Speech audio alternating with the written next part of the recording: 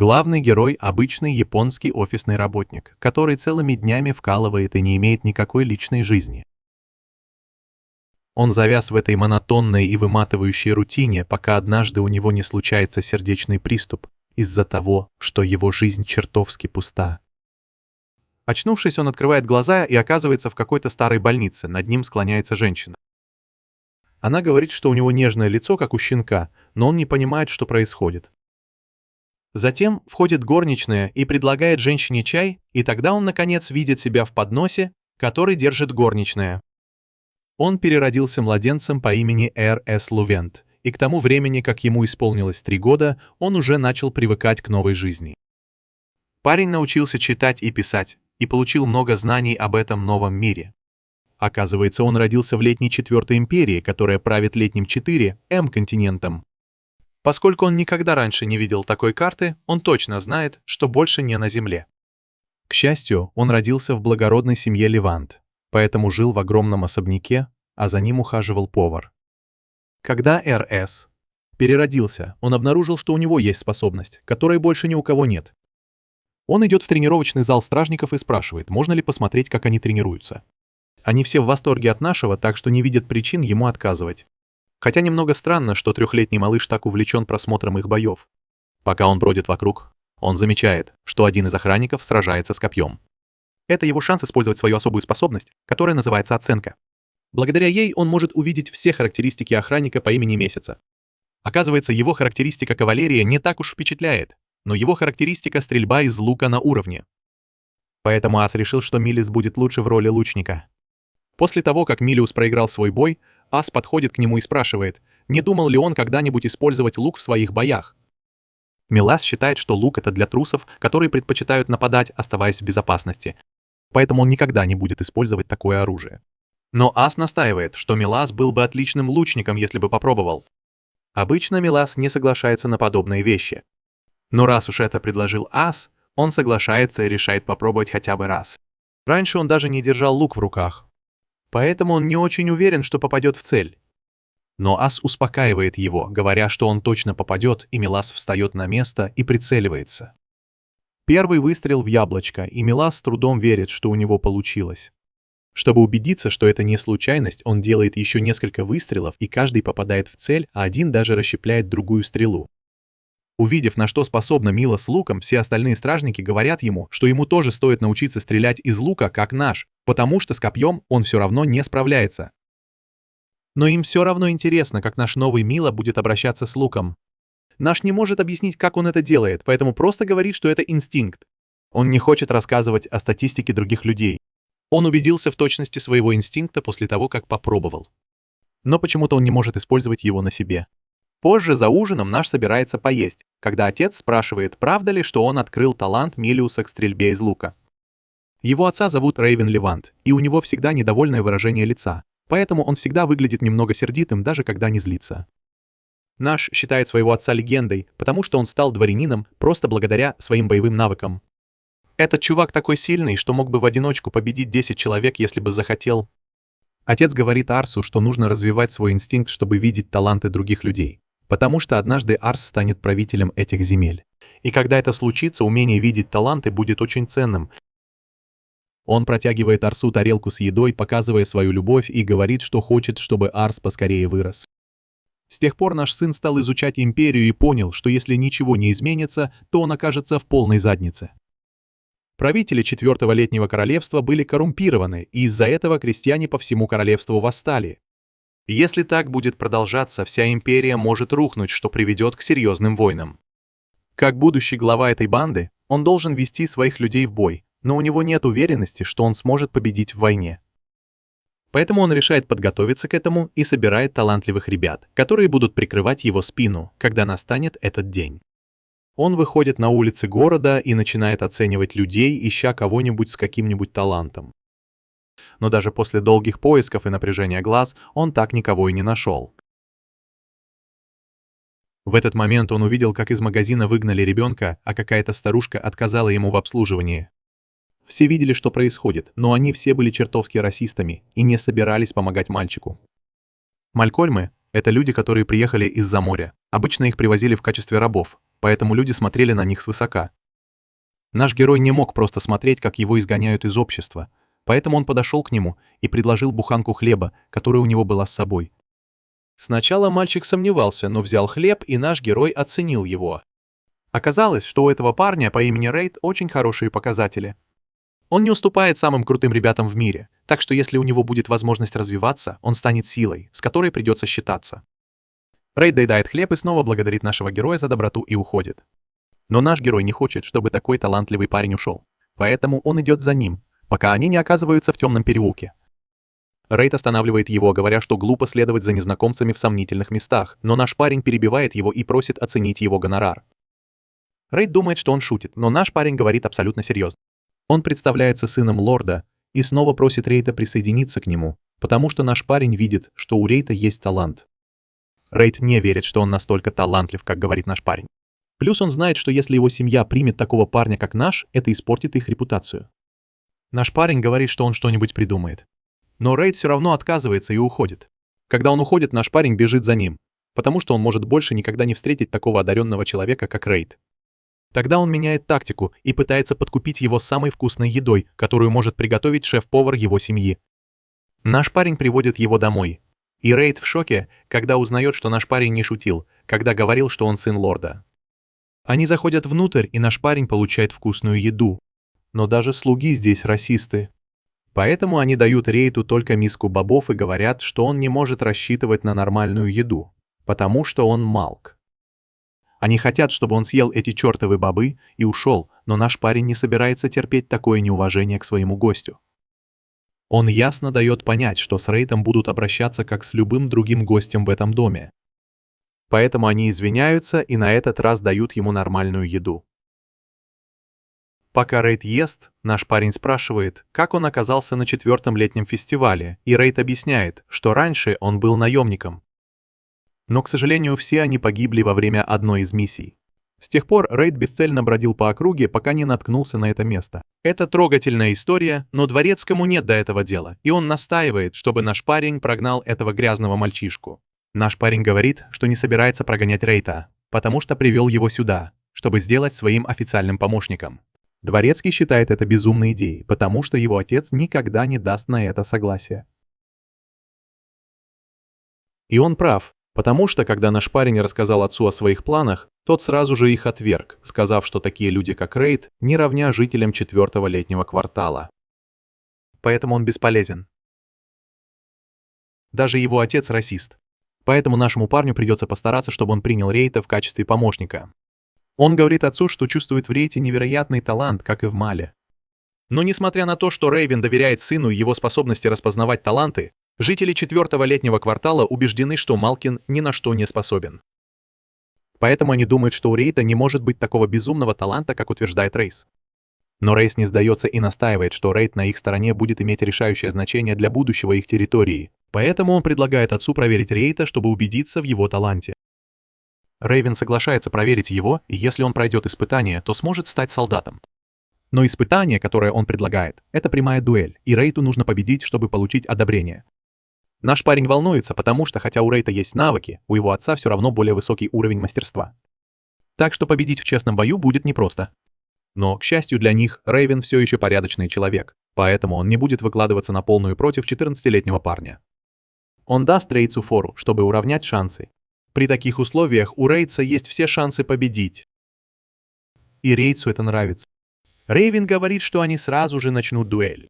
Пока они уходят, чтобы Рейд смог сразиться с отцом нашего, Рейц на секунду останавливается и спрашивает, зачем наш отец так старается сделать его своим слугой.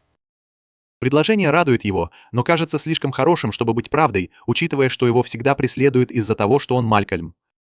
Наш отец уверяет его, что он прилагает все усилия, потому что Рейдс для него важен. Однажды наш отец станет правителем этих земель, и когда это случится, он хочет, чтобы Рейдс был рядом с ним. Поэтому Рейдс обещает выложиться на полную и победить. Они приходят на тренировочную площадку, и все в замешательстве, что же будет дальше. Рейвен просит принести тренировочные мячи и песочные часы. Когда все готово, он объясняет, что Рейдсу нужно нанести ему всего один удар за отведенное время, чтобы победить. Наш отец думает, что это может сработать в их пользу, потому что, хотя Рейвен лучший фехтовальщик, Навыков Рейтса должно хватить, чтобы хотя бы один раз его ударить. Дуэль начинается, и Рейвен со всей силы бросается на Рейтса. Рейтс хоть и проворный, но ему удается уклоняться от ударов, но он чувствует, что если бы удар достиг цели, то он бы не устоял, даже с тренировочным мечом. Рейвен сильнее, но Рейтс все еще держится. Остальные солдаты в шоке, потому что они не могли угнаться за Рейвеном, а он еще и сдерживался. Но сейчас Рейвен не сдерживается и нападает на Рейтса.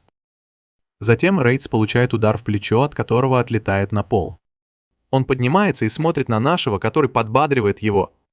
Это придает ему сил, и он готов продолжать бой. Он подходит к Рейвену с новой тактикой, подныривает под его удар и заходит сзади. Он использует солнечный свет, чтобы ослепить Рейвена и нанести удар. Рейвен все еще блокирует его, но когда Рейтс отступает, чтобы создать пространство, он объявляет, что поединок окончен. Рейтс оглядывается, чтобы убедиться, что у него еще есть время, и что в песочных часах еще есть песок. Это значит, что он попал по Рейвену, даже если это был всего лишь легкий удар. Все в шоке от того, что сделал Рейтс, и Рейвен отдает ему должное за победу. Он признает, что наш был прав насчет безумного таланта Рейтса, и теперь, увидев это своими глазами, он понимает, что у Рейтса есть потенциал стать лучшим фехтовальщиком в будущем. У нашего тоже светлое будущее, если он сможет так легко находить таланты. Рейвен беспокоился, как Эр справится с безумием этого мира, когда все пошло наперекосяк, но теперь, похоже, ему не о чем волноваться. Рейтсу удалось стать новым правителем этих земель. Это немного амбициозно для лорда такой маленькой деревни. Солдаты прониклись к Рейту уважением, когда увидели, на что он способен, а вскоре к нам заглянул Оурс, чтобы узнать, как Рейтс устроился в новой жизни. Рейтс щеголяет в новенькой форме. Он решил взять на себя обязанности слуги, потому что хочет помогать, чем может. Он также очень благодарен Оурсу за то, что тот спас его от жизни на улице. Чтобы отплатить за это, он теперь всегда будет рядом с Оурсом. Проходит несколько месяцев, и мы узнаем, что Рейтс больше тусуется с Оурсом, чем участвует в боевых действиях. Но он очень полезен и демонстрирует потрясающие боевые навыки. Рейтс много учится, и это безумно повышает его изобретательность. Теперь он один из самых умных в команде. Когда обитатели дома и поместья узнали о Рейте, они сразу приняли его. Служанки не могут не сплетничать о нем, говоря, какой он красавчик. Однажды Рейтс рассказывает Оурсу кое-что из истории. Он объясняет, что Четвертая Летняя Империя изначально состояла из 7 королевств. Одно из этих королевств, Ансиэль, обладало огромной властью, поэтому оно вторглось и завоевало остальные 6 королевств. Король Ансель объявил себя императором и переименовал весь этот чертов континент в Четвертую Летнюю Империю. Но сейчас у всей империи большие проблемы. Правит 8-летний мальчишка по имени Дарас, но реальная власть у его советников, и они грызутся между собой. Из-за слабого руководства начались восстания. Пока они небольшие, но даже Рейвену пришлось отправить войска, чтобы все уладить. Ситуация может выйти из-под контроля. Поэтому наш герой решил использовать свою способность оценки, чтобы завербовать талантливых ребят, пока не стало слишком поздно. Семья Аза живет в месте под названием Миссия. Поэтому он был шокирован, когда Арис предсказал, что там начнется крупный конфликт. Губернатор там старый и больной, так что, скорее всего, он долго не протянет. У него 2 сына, и оба хотят унаследовать его пост, что может привести к войне. Отец Арса считает, что губернатор должен передать пост старшему сыну, но он не может повлиять на то, за кого тот будет сражаться, потому что напрямую не служит губернатору. Ламберг находится в районе под названием Кеннер, а Рейвен там главный. Наш герой очень нервничает, потому что он еще ребенок, и пока что единственный перспективный парень, которого он нашел, это Рейтс. К счастью, Рейтс видит в этом прекрасную возможность. Если лорд проявит себя в крупном конфликте, это поможет ему подняться в обществе. Наш герой вдохновляется и решает стать сильнее, чтобы увеличить свои шансы. Риц обещает защищать наш город и просит помочь найти подходящих людей, чтобы это осуществить. Пока они едут в город, наши ребята замечают, что его отец стал чаще тренироваться. Очевидно, он чувствует приближение войны. Наши ребята говорят отцу, что собираются найти новых рекрутов, и Рейвен просит его найти кого-нибудь с магическими способностями. Оказывается, Рейвен не умеет обращаться с магией, а те, кто умеет, не так уж хороши. Однажды он попросил наших ребят попробовать свои силы в магии. Наши ребята воспользовались каким-то магическим устройством. Но у них ничего не получилось. После этого отец больше не просил его об этом. Но если бы в их команде был маг, Это бы серьезно усилило их. Поэтому наши ребята очень хотят найти лучшего мага. Они отправляются в столицу Кенардского округа, и наши ребята в шоке, когда узнают, что там живет 50 человек, и все они выглядят очень богатыми. И наши ребята мечтают когда-нибудь обеспечить такую же хорошую жизнь своим людям в Ламберге. Рейтс уверен, что они найдут подходящего кандидата, ведь там так много людей. Но наши ребята пользуются своими способностями и не могут найти никого с настоящим потенциалом. Понимаете, способности наших ребят показывают статистику человека в цифрах и рангах способностей. Но настоящий талант — это сочетание того и другого. Просто высокие показатели без нужных способностей не помогут. Наши ребята расстраиваются, потому что не могут найти подходящего человека. Но Рейтс напоминает им, что не нужно спешить. Пока они продолжают поиски, наши ребята натыкаются на переулок, где живут люди. Они в шоке. Рейтс объясняет им. Там, где есть богатство, всегда есть бедность. Похоже, что процветание порождает неравенство или что-то в этом роде. Рейтс понимает, что мы спасли его от такой жизни, но, к сожалению, сейчас они ничего не могут сделать для этих людей. У Рейтса есть идея. Раньше он просто смотрел на все эти модные штучки и думал, что это хороший город. Но в его понимании хороший город — это место, где даже те, кому не повезло, могут чего-то добиться. Он знает, что, возможно, он наивен, но он хотел бы найти среди этих людей следующего кандидата. Рейтс не считает себя наивным, и Рейтс просто в шоке, когда он говорит, что гордится тем, что он его помощник. После этого они идут на самый большой рынок в городе, где кто-то предлагает Рейту драконье яйцо. Рейтс не может поверить, что драконы существуют в этом мире, и продавец говорит, что он в восторге, поэтому продавец предлагает ему несколько редких яиц всего за 1 серебряный. Рейтс готов заплатить, но Рейтс злится на продавца. Рейтс в шоке. Но Рейтс знает, что этот чувак незаконно вез эти яйца, потому что торговля с Северным континентом заморожена. К тому же размеры пятна на яйцах выглядят подозрительно, и что еще более подозрительно, у этого продавца целая куча редких драконьих яиц. Рейтс понимает, что это яйца гигантских ящериц. Поэтому он решает, что наказание для этого торговца за то, что он опозорил Рейта, должно быть таким, он станет глухим. Рейтс просит Рейта остановиться, и Рейтс извиняется за то, что переборщил. Рейтс начинает беспокоиться, что Рейт будет так себя вести каждый раз, когда его будут обманывать. Поэтому он решает поумнеть, пока кто-нибудь не оказался в могиле. Они делают перерыв, чтобы перекусить. Но когда наш пытается купить конфеты, кто-то врезается в него. Он удивляется, когда Рейтс говорит, что у него украли деньги, и они идут за вором. Вор чертовски быстрый, и его трудно поймать. Но Рейтс срывает с него пальто, и оказывается, что это девушка. Они идут за ней в переулок, где на нее нападают какие-то парни. Наш говорит им, чтобы они отстали, но они пытаются напасть на него, но Рейтс их останавливает и преподает им урок. Они убегают, и наш думает, что его друг чертовски крут. Наш проверяет девушку, все ли с ней в порядке, и с удивлением узнает, что она маг S-уровня, с невероятным потенциалом. Мало того, ее лидерство может достигать 92, а мастерство — 116. Она очень молодая, но ее навыки не уступают даже навыкам отца нашего героя. Все характеристики, кроме магических, слабые. Но это даже хорошо, потому что у нее уже должна быть невероятная магическая сила. Рейтс говорит ей, чтобы она вернула нашему деньги, но наш перебивает и просит ее стать его слугой. Рейтс говорит, что она воровка, но наш отвечает, что у нее невероятный магический талант, какого он никогда раньше не видел. Но девушка перебивает его и говорит, что скорее покончит с собой, чем будет служить такому ребенку, как наш. Наш пытается убедить ее, что у нее невероятный магический потенциал. Но она ему не верит, потому что никогда раньше не использовала магию. Этот смышленый парень смотрит на ситуацию под другим углом и понимает, что она настоящая воровка, потому что у нее были трудные времена. Поэтому он предлагает ей сделку. Если она будет работать на него, то будет получать хорошую зарплату и регулярное питание. Но, черт возьми, девчонке это не нравится. Она прямо называет нашего парня избалованным и ненавидит аристократов. Она спрашивает, что дает им право смотреть на других свысока. Она думает, что они просто родились в богатой семье и ничего не делают, чтобы заслужить свои привилегии. Она ясно дает понять, что не собирается быть инструментом, чтобы защищать образ жизни нашего парня. Наш парень объясняет, что он не такой богатый аристократ, как те, о которых она говорит. Он хочет построить город, в котором люди вроде нее смогут жить хорошо. И ему нужна ее помощь. Девушка говорит, что эти люди сейчас страдают, и его идея помочь им позже кажется ей безумно наивной. Она думает, что наш парень просто хочет, чтобы она помогла ему показать, какой он добрый, и почувствовать себя лучше. Рейтс вмешивается и говорит, чтобы она вернула деньги, и она это делает, потому что не хочет быть им обязанной за свое спасение. Арес замечает у нее на запястье отметину, и она рассказывает, что ее поймали, когда она пробралась в дом какого-то аристократа, и в итоге ее продали работорговцу. Ей удалось сбежать, а те парни, которых она встретила, были приспешниками торговца. Наш парень считает, что ей нужно уехать из города, потому что ее ищут, но она говорит, что не может.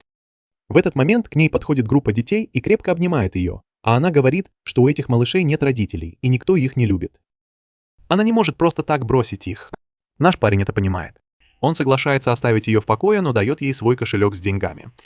Она напоминает ему, что он отдает его добровольно, поэтому он не может забрать его обратно. Наш парень говорит, что теперь это все ее, и она называет его странным и уходит с детьми-сиротами. Той ночью наш парень не может забыть тяжелую жизнь этой девушки. Рейтс тоже знает, что такое борьба, и прямо говорит, что мир жесток к тем, кто внизу. Наверное, раньше дворяне обращались с ней как с мусором, и поэтому она их ненавидит. Рейтс говорит, что наш парень не такой, но наш парень понимает, что он принимал свой привилегированный образ жизни как должное. Он понимает, почему она так к нему относится. Наш парень действительно хочет построить лучший город, и, возможно, она была права, когда говорила об этом. В этот момент наш парень замечает детей-сирот, и они рассказывают, что девушку по имени Шарлотта схватили. Если заглянуть в прошлое Шарлотты, то можно увидеть, какая у нее была тяжелая жизнь. Она была совсем ребенком, но даже не помнила, когда в последний раз плакала. Глядя на счастливую маленькую девочку, она задумывается, когда же она в последний раз плакала, когда поняла, что у нее нет родителей. С возрастом ее жизнь становилась только хуже. Она была бедной и бездомной, поэтому люди относились к ней как к мусору. Она думает, когда же она в последний раз плакала, и вспоминает, что это было, когда она поняла, что она не человек. Она пытается вспомнить, но не может, и задается вопросом, какого черта она вообще родилась. Сейчас в настоящем эти головорезы постоянно избивают Шарлотту. Они злятся, потому что она усложняет им работу, и разочарованы, потому что не могут заставить ее плакать, поэтому продолжают ее бить. Торговец рабами напоминает им, чтобы они не портили ей лицо, потому что он уже нашел покупателя и не хочет злить этого злого типа. Головорезы узнают, что у нее есть деньги, и Шарлотта пытается их забрать, но за это расплачивается. Шарлотта хотела отдать эти деньги сиротам, но предатель говорит ей, что у нее нет никакой надежды, даже если она сбежит, она просто вернется к прежней жизни. Он предлагает ей смириться с тем, что ее жизнь кончена, и говорит, что она сама виновата в том, что родители ее бросили. В этот момент все головорезы пугаются, потому что появляется Рид. Он расправляется с несколькими из них, и Шарлотта удивляется, зачем они здесь. Предатель говорит ему, что они осмелились сюда ворваться, но он в шоке, когда наш герой каким-то образом узнает его имя. Этот парень понимает, что наш герой – дворянин по его одежде, но он не собирается отпускать Шарлотту. Он объясняет, что она просто товар, и дворяне, такие как наш герой и его семья, тайно покупают их. Он надеется, что наш герой как дворянин поймет, но это еще больше злит нашего героя. Шарлотта просит нашего героя не вмешиваться, потому что он едва ее знает. Но Наша с самого начала знакомства о чем-то думала. Она пыталась понять, почему у нее такие пустые глаза. И, наконец, она поняла, что у нее всего одно желание. Желание – это личные надежды и мечты человека, его стремление к лучшему, упорство и вера в будущее. У Шарлотты всего одно желание, значит, она отказалась от своего будущего. Этот предатель смеется над ней, ясно давая понять, что Шарлотта просто рабыня, у которой нет будущего, идиотка. Это бесит Ару, и он говорит, что взрослые должны защищать будущее детей. Но этот парень не только лишил Шарлотту будущего, но и смеется над этим. Ару не выдерживает и говорит, что Шарлотта сама должна решать, кем она хочет быть, а не эти придурки. Шарлотта вспоминает, почему перестала плакать. Слезы никому не помогут выжить. Она давно отказалась от своих мечтаний, потому что верила, что судьба человека предопределена с рождения. Она смогла защитить себя от плохого обращения, только закрыв свое сердце. Она поняла, что слезы – это слабость. А в ее мире слабость равна смерти. Она решила стать сильной, чтобы выжить. Поэтому непонятно, почему она плачет сейчас. Предатель больше не будет с ними церемониться.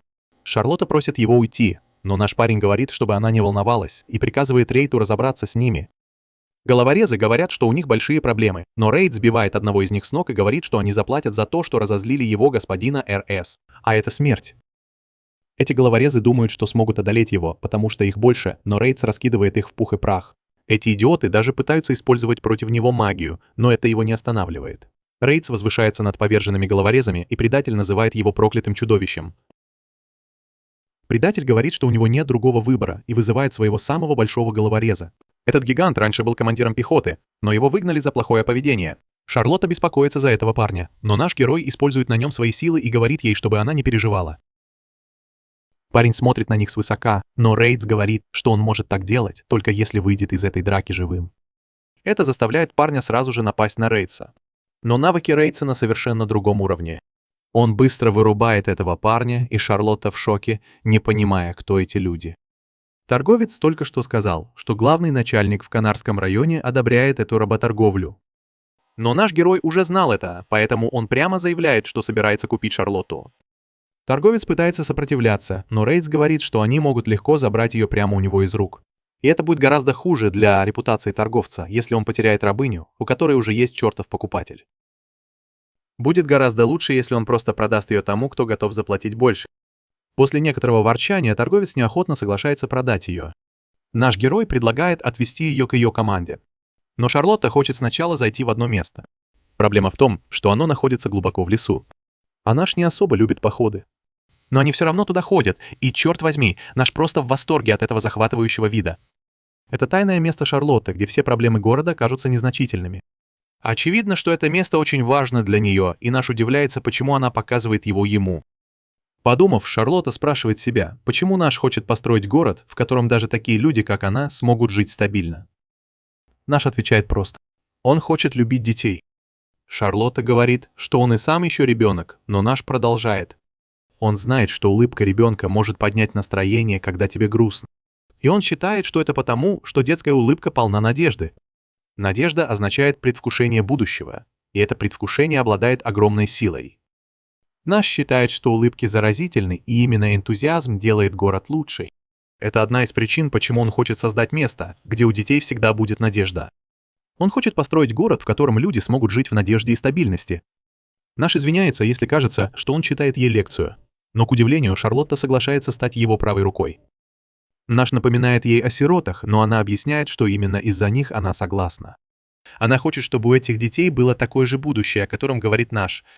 В этот момент появляется Рейтс и сообщает, что нашел на складе какой-то магический предмет. Он доверяет нашему чутью на таланты.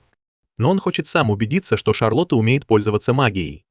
Она готова попробовать, но напоминает им, что никогда раньше не пользовалась магией и даже не знает, как накладывать заклинания и все такое. Пока Рейтс объясняет ей, РС задумывается о том, что никогда не встречал никого с магическим даром С-ранга. Он задается вопросом, насколько же сильна Шарлотта, и она готова это показать. Она быстро произносит заклинание и выпускает невероятно мощное огненное заклинание. И, черт возьми, парни в шоке. Но это еще не все. Когда заклинание озаряет небо, люди повсюду сходят с ума от этого огненного шоу, а магический предмет просто разлетается на куски. Парни все еще в полном восторге, и Шарлотта наконец-то начинает чувствовать себя увереннее. Наши очень рады, и Рейтс наконец-то хвалит ее за талант.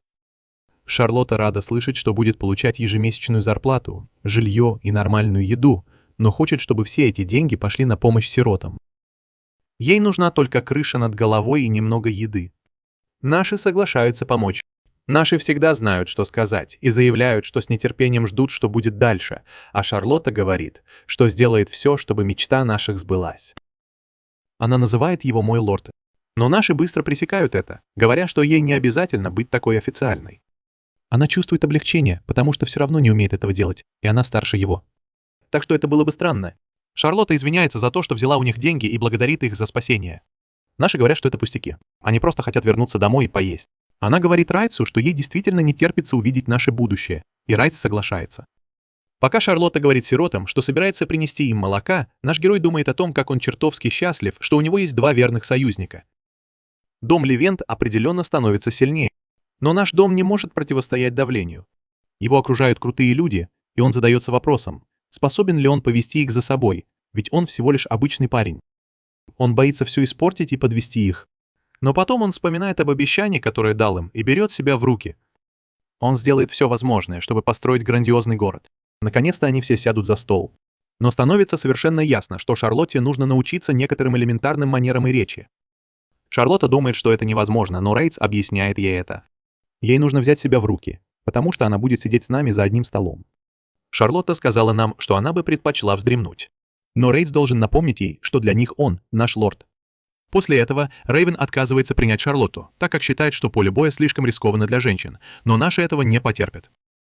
Он говорит Шарлотте показать свою силу, и Рейвен быстро меняет свое мнение, он полностью согласен и с радостью принимает ее в свою команду. 3 года спустя мы видим, как армия Рейвен отступает с поля боя. Оказывается, у них есть разногласия с провинцией святых, и именно поэтому Рейвен пошел служить в армию. Наш корреспондент расспрашивает его о битве, и он рассказывает, что они сразу же разгромили врага благодаря магии Шарлотты, которая привела их к победе. Говорит, что теперь она известна как самый крутой маг на всем этом чертовом поле боя, руководит отрядом магов и делает это мастерски. Мы видим, что у наших появились младшие братья и сестры, и у обоих есть способности, он думает, что они будут помогать семье в будущем. Рейтс рассказывает ему о братьях Кейша, говорит, что они из семьи охотников, которые только что переехали в Ламберг, и что у них есть талант. Поэтому Арс решает найти их, и Шарлотта предлагает пойти с ним. Они идут по лесу и видят, как какое-то существо убегает, но внезапно стрела убивает его одним выстрелом, и появляются два охотника. Арс использует свою способность и понимает, что это братья Акация, Гатос и Маркус, и видит их талант, думая, что из них получатся хорошие солдаты. Они приглашают его к себе домой, где их отец Грег готовит ужин, Шарлотта пробует еду и говорит, что она очень вкусная.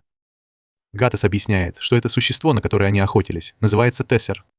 Грег спрашивает нашего героя, что он делает в лесу, и тот объясняет, что хочет завербовать Гатоса и Маркуса в армию, потому что знает, что у них есть способности. Грег в восторге от этой новости. Он говорит нашему герою, что у него есть еще один сын по имени Розаль, но он не такой способный, как его братья. Они видят, как Розаль ворует хлеб со стола, и Грег ругает его, говоря, что нужно здороваться с гостями. Наш герой использует свою способность на Розале и понимает, что этот парень настоящий гений, его интеллект зашкаливает. Поэтому наш герой говорит Грегу, что хочет сделать Розали своим вассалом, но Грег считает, что это плохая идея, и говорит, что от него будут одни проблемы. Но мы спросили его, не хочет ли он присоединиться к нам, и Грег испугался, что ему придется идти на войну. Поэтому он сразу отказался, сказав, что не хочет умирать.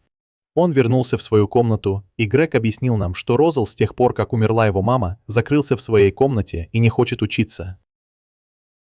Но мы не переживаем и говорим, что Розал гений, и однажды он станет отличным стратегом. Мы зашли в комнату Розала и увидели, что он читает книгу.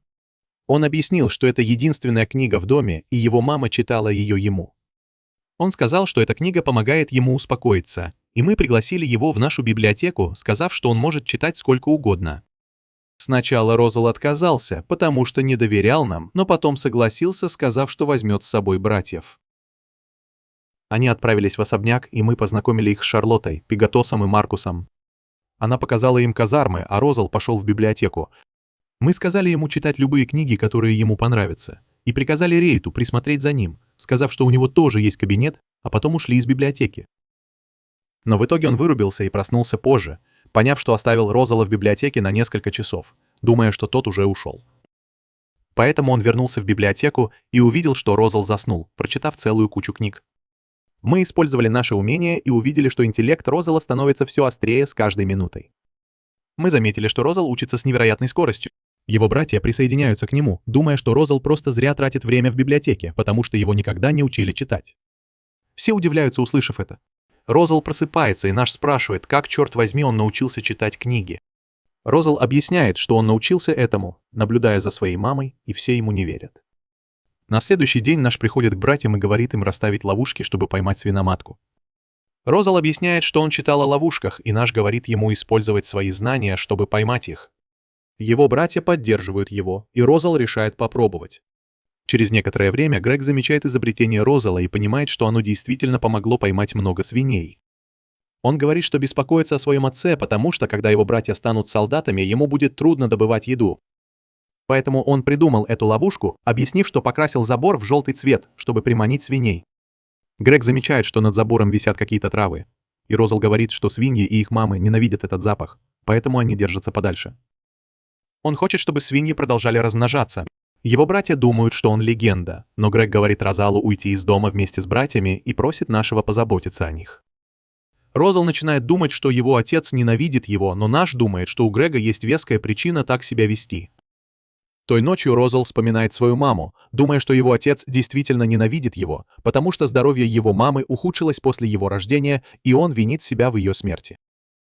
Но вдруг он слышит, как Грег болтает со своими друзьями, и Гота спрашивает, почему он так грубо обращается с Розалом. Грег объясняет, что хочет, чтобы Розал его ненавидел, потому что считает, что он плохой отец. Он не разглядел талант своего сына, и он признается, что любит Розала.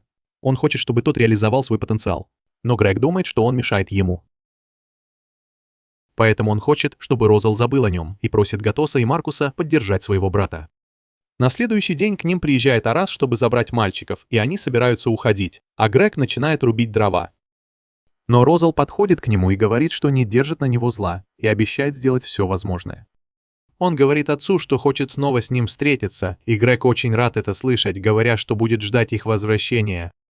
3 года спустя у Рейвена дела идут не очень хорошо, и Эр думает, что он не годится для драки, но его отец говорит, что у него нет выбора, потому что все пошло наперекосяк.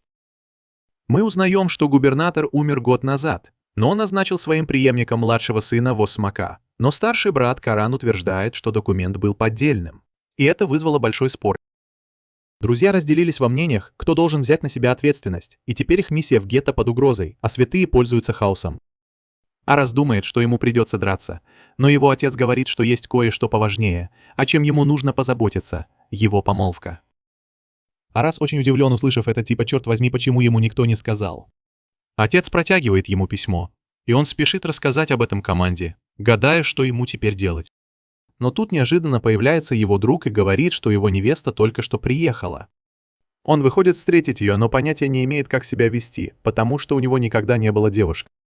Но девушка представляется как Лиша, и черт возьми, он сразу же влюбляется в нее. Когда он видит ее характеристики, он просто в шоке, потому что у нее очень высокие амбиции, и он думает, что это не соответствует ее милой внешности. Он беспокоится, что она притворяется и не хочет, чтобы она его обманывала. Но когда она говорит, он понимает, что она слишком очаровательна.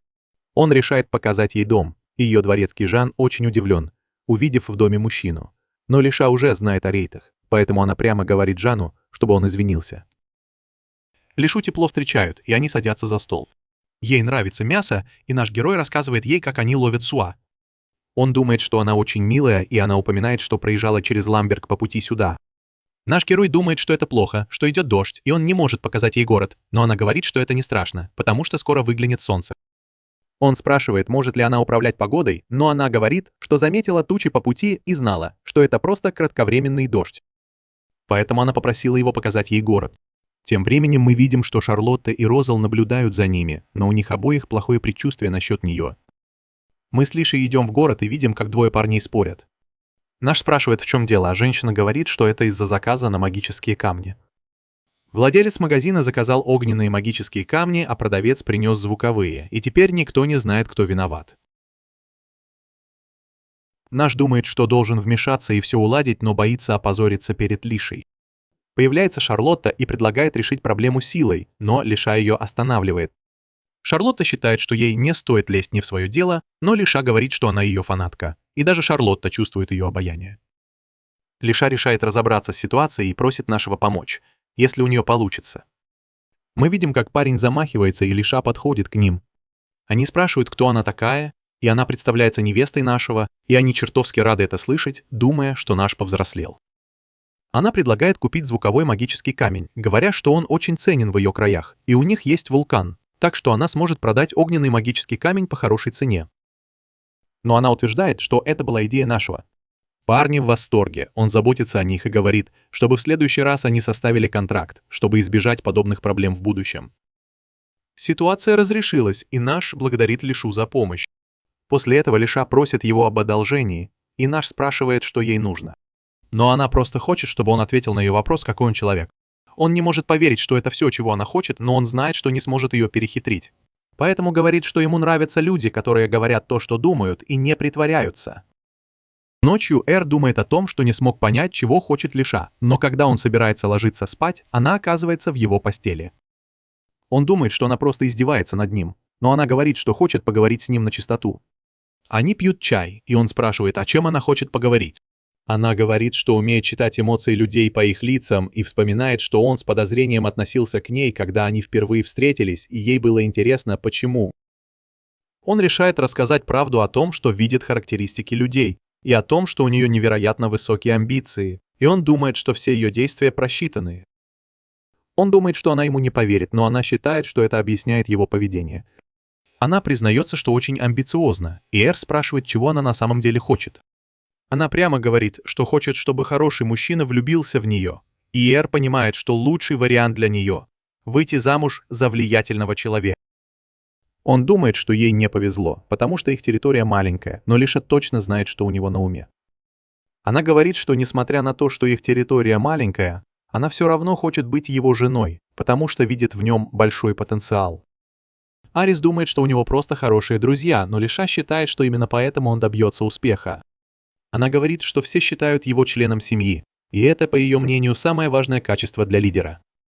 Она прямо говорит ему, что влюбилась в него, но решает, что на этом пора остановиться, и наш герой остается в недоумении. Он начинает паниковать, потому что не ответил ей, но мы видим, что Лиша тоже смущена. Но она понимает, что впервые открылась кому-то вот так. Мы видим, как Лиша уходит, и она замечает, что он так и не ответил на ее признание. Это его очень расстраивает, но она говорит, что может подождать, потому что решила, что выйдет за него замуж. В воспоминаниях мы узнаем, что она ненавидит мир аристократов, потому что все там лгут и предают друг друга, пытаясь укрепить свое положение. Она ненавидит свою способность из-за этого беспорядка. Но однажды, увидев, как девушка выходит замуж, она поняла, что может избежать всех интриг и заговоров, если найдет мужчину, который будет достаточно сильным. Поэтому она не собиралась выходить замуж за Арса, потому что думала, что ей нужен кто-то еще сильнее. Но, проведя с ним время, она увидела, какой он добрый и любимый, и захотела стать частью его мира. Поэтому она благодарна Богу за то, что он дал ей силу, и готова помочь нашему герою построить его новый мир. Мы видим, что Ара пишет ей, что его отцу становится лучше, и что ситуация с престолонаследием успокаивается. Но он хочет увидеться с ней, чтобы наконец признаться в своих чувствах и сказать, что тоже хочет на ней жениться.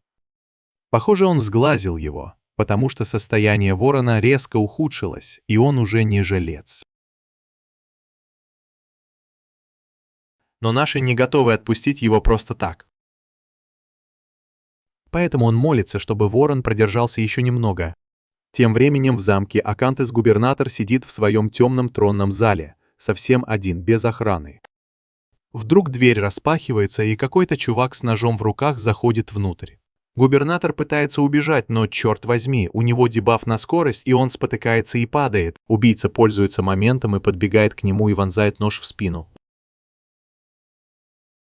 В комнату врывается куча охранников. Они пытаются окружить убийцу и допросить его. Но убийца уже сделал то, зачем пришел. Он совершает безумный акробатический трюк, выпрыгивает в окно и разбивает свою чертову голову о тротуар, как расколотый кокос, так что они никогда не узнают, кто за этим стоит. Через некоторое время новость об убийстве губернатора доходит до Ворона. Он созывает встречу со своей командой, чтобы решить, что делать. Он поворачивается к Розалу и спрашивает, что будет теперь, когда губернатор мертв. Розал знает, что скоро начнется война. Теперь, когда губернатора нет, борьба за власть разразится во всех районах. Они должны выбрать, на чьей они стороне. Старшего брата Корана или младшего брата Восмака. Лумейр, важная шишка в Канарском районе, скорее всего встанет на сторону Корана, и Ламберг последует его примеру.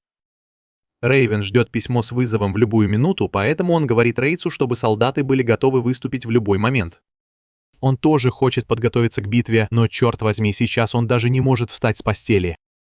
Вскоре приходит письмо с вызовом, в котором Ламбергу приказывают собрать силы для предстоящей войны. Поскольку Рейвен не может присоединиться к вечеринке, Рейц предлагает, чтобы он и Шарлотта стали лидерами и заняли его место, но наш парень не согласен. Он твердо намерен разобраться со всем сам. Наш парень, Шарлотта и Рейц стоят на утесе и смотрят на Кинарский район, где они собираются встретиться с лордом Лумейром. Нашему парню немного не по себе от того, с каким человеком им предстоит встретиться. Они подъезжают к воротам замка, и наш парень представляется как сын Рейвена Леувена, который пришел сюда по приглашению лорда Лумейра. Стражник смотрит на приглашение, и оно кажется настоящим. Но он не верит, что наш парень здесь, чтобы представлять дом Леувен, потому что он еще ребенок. Но потом стражник узнает Шарлотту как знаменитую леди пламени, а Рейца как жнеца Леувена. Это заставляет нашего парня задуматься, что такого ужасного Рейц сделал на поле боя, чтобы заслужить такой титул.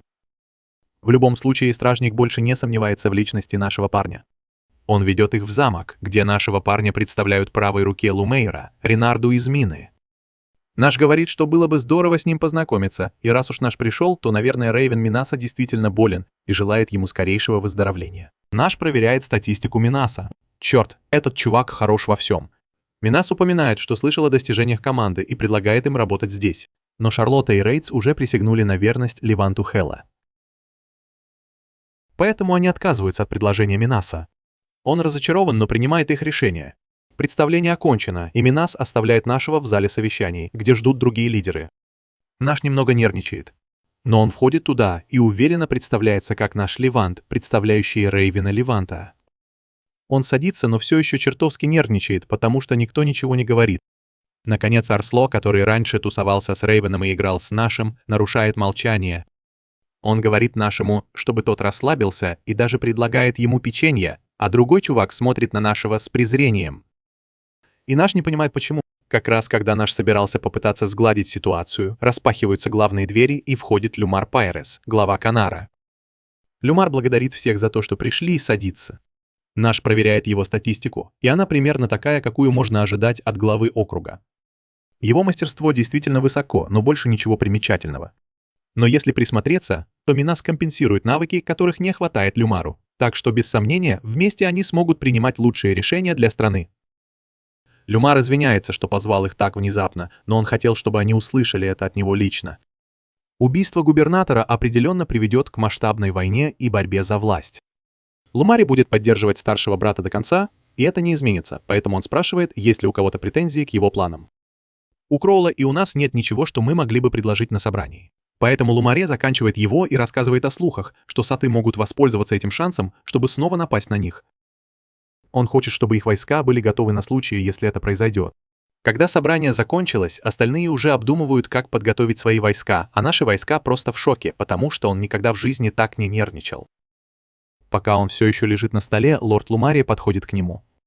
Он сразу же вскакивает, чтобы извиниться за свое грубое поведение. Лумаре говорит ему, что не нужно извиняться, и он знает о состоянии Рейвена.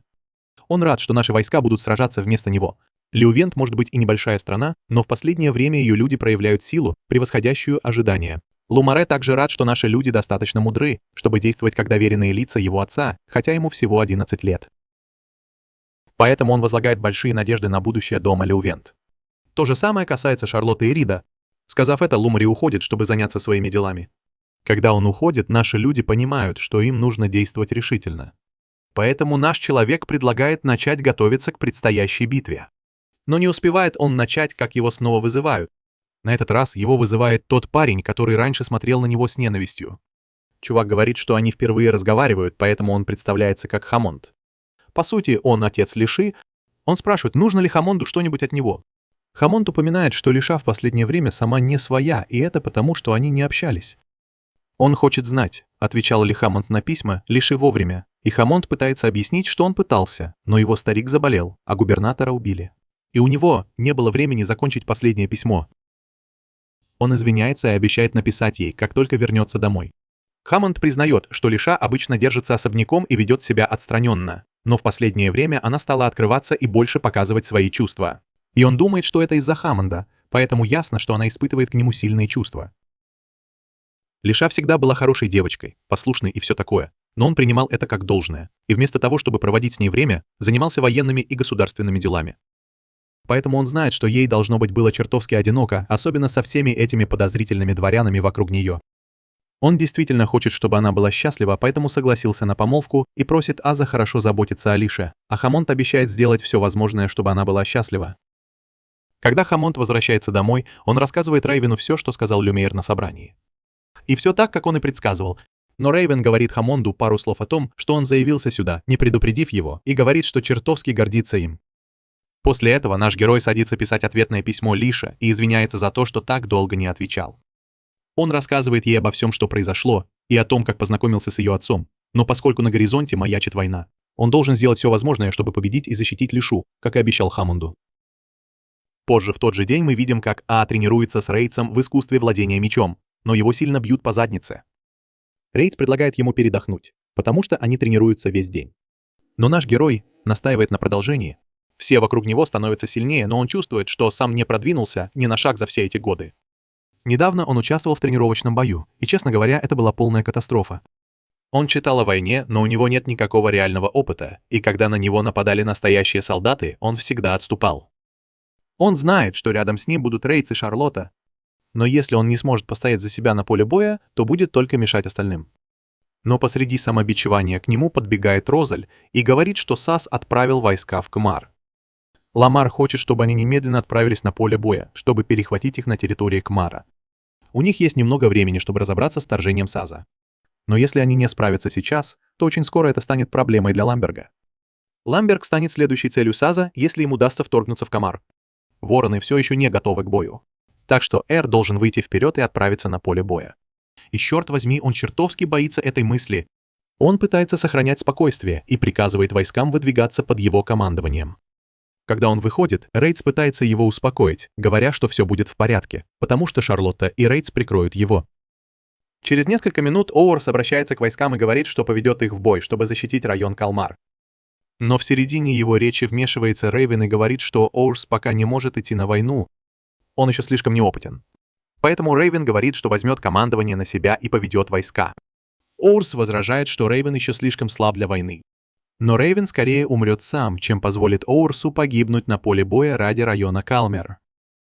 Оуэрс пытается объяснить, что с Рейтсом и Шарлоттой он обязательно вернется с победой, но победа здесь не главное. Рейвен говорит, что у Оуэрса нет лица воина, и чтобы доказать это, приказывает одному из солдат привести парня, которого они заперли в темнице. Когда его приводят, Оуэрс спрашивает, кто это, и Рейвен объясняет, что его зовут Барамода, и он совершил все возможные преступления без капли сожаления. Его должны были казнить некоторое время назад, но болезнь Рейвена задержала это. Теперь он хочет провести казнь прямо здесь. И говорит Оуэрсу посмотреть, как это будет. Если Оуэрс сможет смотреть, как этого парня убивают, не теряя самообладания, то Рейвен признает в нем мужчину и позволит ему вести войска в бой. Даже когда он был на грани смерти, Барамота продолжал говорить о том, как ему нравилось убивать таких маленьких детей, как мы. Но несмотря на то, что он был полным отморозком, когда топор опустился на его шею и отрубил ему голову, у нас глаза округлились от ужаса, потому что мы не могли поверить в то, что увидели. Вид отрубленной головы и крови заставил нас упасть на колени. Но Рейвен сказал, что нам нечего стыдиться. Все так реагируют, когда видят смерть в первый раз. Но сейчас, если одна смерть выбьет нас из колеи, мы точно не сможем справиться с полем боя, где смерть происходит постоянно. Рейвен приказывает войскам выдвигаться вместе с Рейтсом, Шарлоттой и Розаль, оставляя нас здесь, чтобы мы подумали о том, как наивно было с нашей стороны думать, что мы готовы к войне. На границе конфликта мы наблюдаем, как Рейвен и наша команда вступают в бой. Рейвен и Рейтс сдерживают натиск на передовой, Розаль отдает приказы, корректируя построение армии, Шарлотта делает свое дело и запускает огромный огненный шар, взрывая стену. Болезнь Рейвена дает о себе знать, и он кашляет кровью, но все равно сражается с безумной отвагой. Враг превосходит армию Канара на 50%, но благодаря Рейвену, возглавляющему войска Леувента, им удалось захватить крепость, за которой они охотились. Битва длится больше месяца, и Рейвен возвращается через 4 дня после 12-летия Аза, но он в плохом состоянии. Братья и сестры нашего героя боятся, что он может умереть, поэтому он идет поговорить со своей командой. Он говорит Рейтсу, что получил ранение во время тренировки, и спрашивает о своем отце. Равен сражался как герой, но после боя его и без того слабое здоровье ухудшилось. Наш винит себя в том, что не смог заменить Равена, но остальные напоминают ему, что Равен уже был болен. Наш просит держать его в курсе, если состояние Равена изменится. Затем он уходит тренироваться дальше. Риц говорит, что уже поздно, но нашему все равно. Все беспокоятся о нашем, потому что слышали, что он выкладывается на тренировках. И тут команда в шоке, когда на пороге появляется Лиша. Она очень переживает за нашего, потому что заметила, что в последнее время он пишет реже. Раньше его слова были нежными и теплыми, а теперь он кажется отстраненным. Она спрашивает, что случилось, и Рейтс просит ее не обижаться, когда он говорит, что у нашего есть на то причины. Лиша расстраивается и объясняет, что она не обижается. Она просто волнуется. Она отчаянно хочет знать, что случилось, и все соглашаются рассказать ей. Они рассказывают ей о казни и о том, что наш чувствует вину за то, что ухудшил состояние Равена. Лиша винит себя в том, что не помогла нашему раньше, когда он нуждался в этом, и просит рассказать ей, где он. Лиша хочет увидеть нашего, но он на жесткой тренировке. После того, как он падает на землю, нашему говорят, что он больше не может тренироваться. Но наш не слушает и говорит, что его отец сражался в настоящей битве в еще худшем состоянии. Наш отчаянно хочет защитить всех, как его отец, и продолжает тренироваться. Команда удивляется, когда Лиша решает не разговаривать с ним. Она объясняет, что сейчас не самое подходящее время. В этот момент они слышат, что Ворон очнулся. Розаль хочет поделиться с ними хорошими новостями, но оказывается, что Ворон хочет сначала поговорить с ними втроем. Он говорит с ними непринужденно, и Шарлотта удивляется, кто этот парень.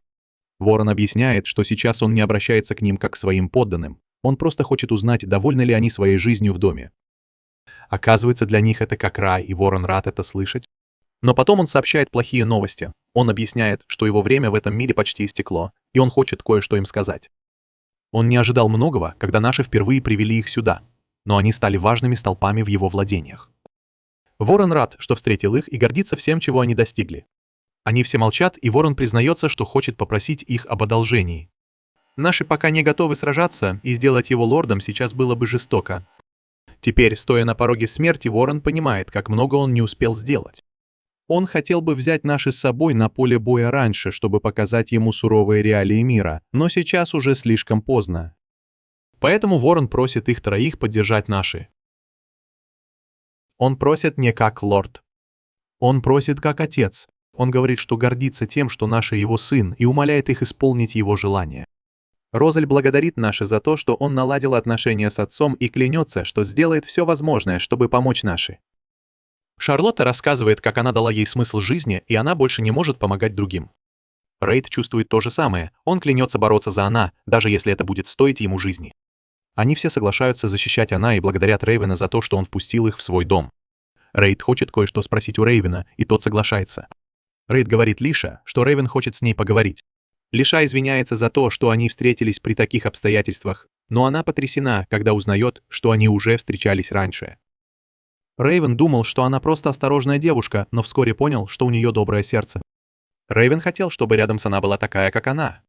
Поэтому он попросил ее стать невестой Она. Рейвен беспокоится, что она может быть разочарована недостатками Она, но это последнее, о чем она думает. Она признает, что доброта она делает его уязвимым, но она знает, что он изо всех сил старается это преодолеть, стать больше похожим на Рейвена. Рейвен рад слышать, что она так говорит, потому что очевидно, что она влюбилась в Она. Лиша с гордостью признается, что любит она всем сердцем, и Рейвен благодарит ее. Лиша выходит из комнаты, а Рейвен просит позвать Она. Она благодарит Рейта за то, что он помог ей встретиться с Рейвеном. Когда Рейт остается один, его мысли заполняются воспоминаниями о Рейвене, и он плачет. Позже Арс, полный энтузиазма, идет к отцу и с облегчением узнает, что тому лучше. Арс рассказывает, что он провел много исследований о болезни Рейвена и нашел несколько лекарств, которые хочет попробовать. Она пытается рассказать о докторе, который мог бы помочь, но Рейвен прерывает его. Рейвен помнит, что в его возрасте он сбежал из дома и отправился в город из-за тирана, который правил его деревней. Губернатор миссии как раз был в городе, и Рейвен больше всего запомнил, каким впечатляющим он был. Рейвен был чертовски поражен им и хотел быть таким же, как он. Он хотел стать губернатором и командовать солдатами. Рейвен научился владеть мечом и стал солдатом. Он сражался изо всех сил и был признан за свои заслуги. Не успел он опомниться, как его назначил Лумар, и у него появился свой участок. Он заботится обо всех жителях Ламберга и посвятил свою жизнь их защите. Оурс волнуется, когда Рейвен начинает кашлять, и Рейвен говорит, что он знает, что Оурс винит себя в его состоянии. Рейвен уверяет его, что это не его вина, потому что он сам выбрал такую жизнь. Рейвен хочет попросить Оурса об одолжении, поэтому просит его защищать жителей Ламберга. Оурс начинает расстраиваться, но сдерживается и говорит, что выполнит просьбу своего отца. Рейвен видит решимость в глазах Оурса и понимает, что быть его сыном должно быть нелегко. Оурс отрицает это и с гордостью говорит, что рад быть сыном Рейвена. Рейвен разряжает обстановку, спрашивая, как дела у Лиши, и они вспоминают прошлое, болтают всю ночь, и даже остальные члены семьи присоединяются к ним. К сожалению, на следующий день Рейвен ушел. В ту ночь Оурс прощается со своими братьями и сестрами, когда они хоронят отца. Оурс плачет и говорит, как невероятен был его отец. Он дает всем понять, что Рейвен поручил ему заботиться обо всех в Ламберге. Наш признается, что он не такой сильный, как его отец, но клянется, что будет заботиться о них больше, чем кто-либо другой, и обещает защищать их. Он просит их поддержки, и они все объединяются вокруг него, говоря, что сделают для него все, что угодно. В этот момент Шарлотта вспоминает, как она пыталась проявить себя на поле боя. Но Рейвен сказал ей, что она должна оставить эти отчаянные попытки до тех пор, пока не придет время сражаться за Ламберг, и она пообещала так и сделать. Розаль вспоминает, как он допоздна засиживался за учебой, и говорил Рейвену, что хочет узнать как можно больше, чтобы помогать ему. Рейвен напомнил ему, что у него еще много времени, чтобы вырасти, и он может не торопиться и расти вместе с ним. Лиша немного грустит, вспоминая это, но она рада видеть, как близки все друг к другу в этот момент.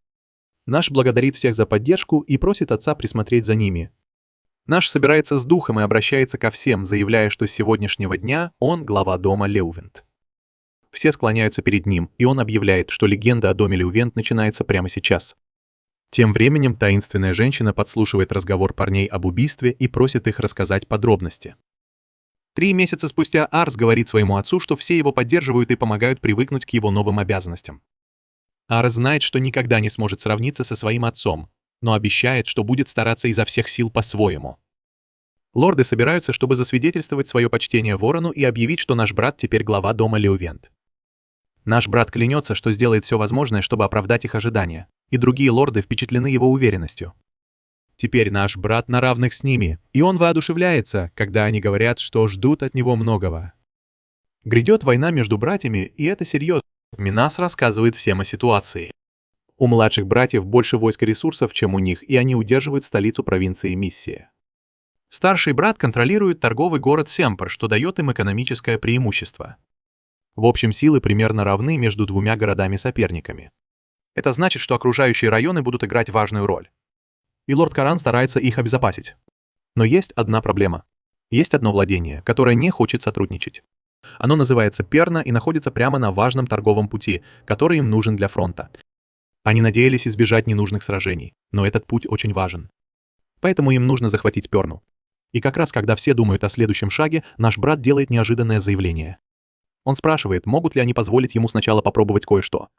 Розаль заметил, что вражеская армия движется странно, и Рейтс поддержал его, но они не уверены, что именно не так.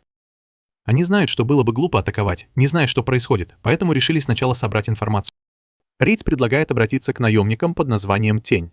Они профессионалы в сборе информации. И ходят слухи, что они чертовски хороши в этом. Все с этим согласны. Поэтому Розал предложил нашей команде поднять этот вопрос на следующем собрании. Наша команда убедила лордов, объяснив, насколько странно, что враг не отступает, несмотря на то, что окружен врагами. Наша команда убедила их, и они дали ей зеленый свет на расследование ситуации. Позже наша команда отправилась в приют Шарлотты, чтобы проверить, как там ее дети. Наша команда построила приют и позаботилась о том, чтобы дети Шарлотты были приняты. Но это еще не все. Он попросил ответственных людей принять всех бездомных детей, которых они смогут найти.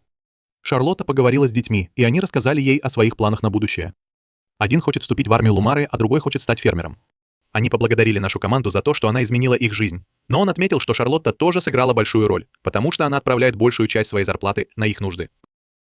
Дети тоже поблагодарили ее и пообещали стараться изо всех сил. Шарлотта хотела забрать их всех в Ламберг. Но теперь она понимает, что им лучше остаться здесь. Жизнь в большом городе открывает множество возможностей, и детям нужно попробовать все. И как раз в тот момент, когда наша команда была в шоке. Из ниоткуда появляется Лиша и объясняет, что пришла со своим отцом. Она поспешила найти нашу команду, как только узнала, что они здесь. Наша команда была застигнута врасплох, потому что они не были готовы к встрече с ней. Лиша была поражена приютом и заметила, что счастье, кажется, следует за нашей командой, куда бы они ни пошли. Один из маленьких детей, оставшихся без родителей, увлекся и испачкал платье Леши, поэтому наша команда пообещала купить ей новое. Но Лиша не обращает на это внимания и присоединяется к игре детей. Ее дворецкий не в восторге, но наш уважает ее за это. Позже, той же ночью, Эйс рассказывает, что Рейд собирается свести его с группой наемников под названием Тень. Если они согласятся встретиться с ним, он предложит им работу. Лиша хочет пойти с ним. Но наш предупреждает, что это может быть опасно. Лиша отмахивается, говоря, что у нашего будет поддержка, и доверяет Риду, что тот позаботится о них. Наш соглашается и говорит, что встретит ее, если наемники согласятся на встречу. Но наш в шоке, когда Лиша говорит, что останется с ними. Она заставляет нашего разрешить ей остаться, и он идет готовить для нее комнату. Эта дикая девчонка даже предлагает разделить комнату, но наш быстро пресекает это. Шарлотта вмешивается и говорит, что наш будет жить в ее комнате. И когда ситуация становится еще более странной, появляется Рейтс, чтобы увидеть все своими глазами. Шарлотта говорит Розеллу, что он едет с ними, и Рейтс извиняется перед своим другом и уходит. На следующее утро парни очень устали, потому что Шарлотта всю ночь пинала и толкала их, не давая уснуть. Рейтс сообщает, что получил сообщение от Тени, и они прощаются с сиротами. Дети говорят, что, возможно, их не будет рядом, когда они приедут в следующий раз, потому что они осуществят свои мечты. Наша команда уезжает, и наш видит, что Шарлотта в хорошем настроении. Рейтс объясняет, что связался с Тенью через свою старую команду наемников. Банды наемников передают друг другу задания, потому что у каждой есть свои специализации. Команда Рица участвовала в боевых действиях, но Тень специализируется на тайных операциях, разведке, шпионаже, а иногда даже на убийствах. Наши были в шоке, когда услышали это и осознали, насколько опасна Тень. Тогда Рейтс сказал, что его беспокоит кое-что. Он слышал, что старый лидер Тени ушел в отставку, и его заменил кто-то молодой. Этот новый лидер чертовски компетентен, и теперь Тень стала еще сильнее. Наши не видят в этом большой проблемы. Рейтс продолжает говорить, что этот лидер берется только за те задания, которые ему интересны. Наши думают, что им просто нужно заплатить, но дело не в этом. Проблема в том, что они не знают, какие задания нравятся этому лидеру. Лорд Люмар рассчитывает на них. Наши твердо намерены убедить наемников взяться за эту работу. Они идут в бар, чтобы встретиться с наемниками, но им говорят, что там полно народу и им придется уйти. Наши удивляются, когда Рид произносит секретную фразу, и их сразу же пропускают. Все смотрят на них. Шарлотта спрашивает, может ли она поджарить их всех огненным заклинанием. Они ее останавливают и заказывают еду. Наши понимают, что группа наемников специализируется на сборе информации, поэтому их лидер, возможно, наблюдает за ними прямо сейчас. Наши пытаются использовать свою способность, чтобы найти лидера, но остальные напоминают им, что нужно сосредоточиться на заказе. И тут на лице нашего парня появляется выражение ужаса, когда он использует свою способность на официантке. Он не хочет раскрывать себя, поэтому сохраняет спокойствие, делает заказ и идет в туалет. Оставшись один, он начинает дрожать от страха, думая, что с его навыком оценки что-то не так. Просто чтобы проверить, он использует это на рейтах, и это работает как по волшебству. Но черт возьми, он в ужасе, потому что у официантки уровень 92, а изобретательность 90. Это просто невероятно. Но что еще более странно, так это то, что официантка на самом деле парень, которому 22 года. Внезапно он достает нож и требует объяснить, как вы узнали, что он лидер теней. Рейтс молчит, но, к счастью, Рейтс вмешивается, чтобы спасти ситуацию.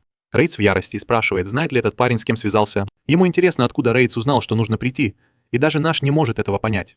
Лиша присоединяется к разговору и говорит, что после того, как с нашим парнем обошлись, лидеру лучше принять свою работу. Парень начинает дерзить, спрашивая, что они сделают, если он откажется. Он не хочет, чтобы кто-то узнал его личность. Поэтому он думает использовать все свои уловки, чтобы избавиться от нашего парня и сбежать. Но Лиша быстро его осаживает, давая понять, что с Рейтсом это будет непросто. Наш парень в шоке, когда понимает, что они ведут переговоры без него. Парень все еще думает, что сказать «нет» — хорошая идея. Поэтому Лиша дает понять, что она не из тех, кто забывает. Он упомянул, что хотел избавиться от нашего парня, и Лиша прямо заявляет, что если бы он это сделал, она бы преследовала его до конца света и покончила бы с ним. Наш парень никогда так не боялся ее. А лидер смеется и извиняется за грубость. Ему все еще интересно, как вы узнали, что он лидер, ведь он считал, что его маскировка безупречна. Эйс просто берет и говорит, что у него есть способность оценивать людей, которая позволяет ему видеть их способности. Парень не верит ему, но он в шоке, когда Эйс называет его Мазаком. Эйс удивляется, когда лидер признается, что давно уже не использует это имя, и теперь его зовут Фэм. То, что Эйс знает его настоящее имя, доказывает лидеру, что Эйс не врет о своих способностях. Фем готов взяться за эту работу, но он молится, чтобы ему не пришлось снова видеть, как Лиша сходит с ума. Оурс говорит, что Фем даже не знает, в чем заключается работа, но Фем объясняет, что он уже знает все, что нужно. Он умеет определять характер человека по тому, с кем он общается. В случае с Оурсом, рядом с ним крутые рейты, а Лиша выглядит старше своих лет, и она тоже уважает Оурса. Фем сравнивает работу с Оурсом с тем, как ставят на победителя. Лиша говорит, что заметила выражение лица Оурса, когда он увидел их предполагаемую официантку. Она поняла, что он, должно быть, узнал лидера, поэтому Рейд решил сказать ему. Оурс благодарит его за спасение своей жизни и не может не думать о том, насколько Лиша надежна. Оурс рассказывает подробности работы. Фем берет с него всего одну золотую монету, потому что они впервые работают вместе. Оурс удивляется, когда узнает, что Фему понадобится всего 5 дней, чтобы собрать информацию. Фем напоминает ему, что это его специальность, и Оурс с нетерпением ждет, что же он придумает. Давайте вернемся в прошлое и посмотрим, что произошло, когда наша команда воссоединилась с остальными и рассказала о встрече с теневым лидером. Шарлотта была рада услышать, что он взялся за эту работу, и даже выразила желание когда-нибудь встретиться с ним. В этот момент к ним подошла их официантка Фем и угостила Шарлотту блинчиками. Наша команда была поражена присутствием Фем, потому что они бы никогда не догадались, что она была теневым лидером, если бы не увидели ее статистику. Через 5 дней наша команда встретилась с Фем, которая была одна, потому что остальные члены команды были на задании. Наша команда была потрясена, когда узнала, что Фем сама провела расследование. И они поняли, что именно благодаря невероятным навыкам Фем она стала лидером теней. Наша команда была в восторге, когда узнала, что миссия прошла успешно. Но они не могли не задаваться вопросом, как Фем удалось так быстро все сделать. К сожалению, это коммерческая тайна. Но Фем готова рассказать. Оказывается, причина, по которой район Перина не поддерживает лорда Васмарка, в том, что они заключили договор. Фем раздобыла документ с подписями всех дворян, которые поддержали лорда Васмарка. Рейтс вдруг узнал одну из подписей, и это была печать района Масса, в котором проживает много людей, и находится одна из самых больших армий на континенте. Они могли бы стать мощным союзником для любой из сторон. К счастью, районы Масса поддерживают лорда Корана, как и наша команда. Но тот факт, что их печать стоит на документе, подтверждающем поддержку Вассара, означает, что район Масса их предал. Вот в чем проблема. Если они нападут на Перну, Масса, скорее всего, ударит им в спину. Фам считает, что Перна знал об этом и понимал, что союз с Кораном был проигрышным ходом, поэтому они не стали помогать. Рейтс хочет, чтобы Фам рассказал, как он раздобыл этот официальный документ, чтобы подтвердить его подлинность. Но Фам не делится своими методами ни с кем, даже со своими самыми близкими друзьями. Он говорит только, что достал его там, где живет глава. Рейтс извиняется за то, что сомневался в нем. Фам выполнил свою работу. Он отдает документ, и наши не могут не восхищаться им. Наши готовы заплатить ему, но Фам говорит, что в этом нет необходимости, потому что он и так обращался с нашими парнями как с дерьмом. Фам хочет, чтобы наши расценили это как извинение и вложение в их будущее. Поэтому наши обещают заплатить ему больше за следующую работу. Наши с Рейцем уходят, чтобы сообщить лорду Люмару о предательстве Массы. Люмар в шоке от этой новости и понимает, что будет непросто переманить Перну на свою сторону. Он просит Мину показать документ другим лордам, и Люмар хвалит наших за то, что они спасли их от грандиозного провала. Люмар решает, что ему нужно поговорить с Кораном, и хочет, чтобы наши пошли с ним. Но подождите. Мина сообщает, что заметил кое-что подозрительное в договоре. Печать и подпись округа Масса поддельные. Он сравнивает их с настоящими, и разница очевидна. Все остальные в порядке, но печать и подпись округа Масса выглядят как подделка. Перина был настолько одурачен, что поверил, будто Масса предал их, и это единственная причина, по которой они встали на сторону Васмара. Минасу глаза как бритва, поэтому Лумар ручается за него, говоря, что они могут доверять его словам. Минас поразил нас своими навыками. Его способность оценивать позволяет ему видеть характеристики, но не раскрывает особые таланты человека. Мы не можем понять, почему они так упорно настаивали на этой лжи, зная, что рано или поздно она раскроется. Команда считает, что это было сделано, чтобы выиграть время. Если бы они напали на Перну, то победили бы, но Перна сопротивлялась бы. Те, кто стоял за этой ложью, хотели, чтобы Перна была на их стороне. Перна для них расходный материал, а значит, их настоящей целью должны быть взрывные магические камни. Эти камни безумно ценны и встречаются только в Паране и еще 3 районах. Когда их обработают, взрывные магические камни откроют доступ к крутой магии и даже могут создать мощное оружие. Вассар, должно быть, охотится за этими камнями, и это шок, когда Розал раскрывает правду. Нападать на Перну нельзя. Если они будут сражаться и измотают друг друга, то сыграют на руку Вассару. Их единственный выход — рассказать все Перне и убедить ее. Проблема в том, что все посланники, которых они отправляли, были отвергнуты. Позже мы узнаем, что наш человек встретился с самим главой Параны. И, к нашему удивлению, он сказал, что знает о договоре и что Ламберг хочет перейти на сторону Вассарка. Наш человек делает вид, что не знает о поддельной подписи Массы, и заявляет, что Лумар хочет перейти на другую сторону. Большой босс рад, что Ламберг теперь под руководством компетентного лидера, и он готов поговорить с Васмаром лично. Он уверен, что Ламберга примут с распростертыми объятиями. Но погодите, мы еще не закончили. У него есть несколько вопросов. Главарь подтверждает, что стая законная, и говорит, что Васмарк передал ему это лично. Наш спрашивает, почему вожак Мосса так внезапно предал их. Большой босс говорит, что предательство – обычное дело во время войны, но наш продолжает спрашивать, почему Мосс перешел на сторону Васмара, когда они остались в меньшинстве. Эти вопросы заставляют главаря понять, что вся эта встреча была подставой. Он выходит из себя и требует арестовать нашего, но тут появляется Рейц и защищает нашего. Наш объясняет, что они пришли не драться, и большой босс требует объяснений, зачем они пришли. Тогда наш шокирует всех, заявляя, что он привел с собой вожака Массы, чтобы тот все объяснил. Возвращаемся в прошлое. Оказывается, это была идея Розаль. Они показали документ вожаку Массы, и он был в шоке, потому что никогда не подписывал этот чертов договор. Наш попросил его написать письмо для вожака Переса, но этот парень был в ярости. Он разозлился, потому что кто-то поделал печать Мосса, и заявил, что сам пойдет к вожаку Перины и расскажет правду. И он так и сделал. Он заявил, что был на стороне лорда Кина с самого начала и будет служить ему до конца. Теперь, когда у нас есть эта информация, вопрос в том, останется ли Пармина на стороне Вассара. Перин, как вожак, хочет перейти на сторону Кина, когда узнает правду. Но он задается вопросом, действительно ли Киран собирается вернуть их. Глава Мосса не уверен, но он знает, что в его районе много людей, которых нужно защищать. Он знает, что глава Перны чувствует то же самое по отношению к своим людям. Проблема в том, что глава Перны так легко купился на это и даже не потрудился проверить подлинность товара.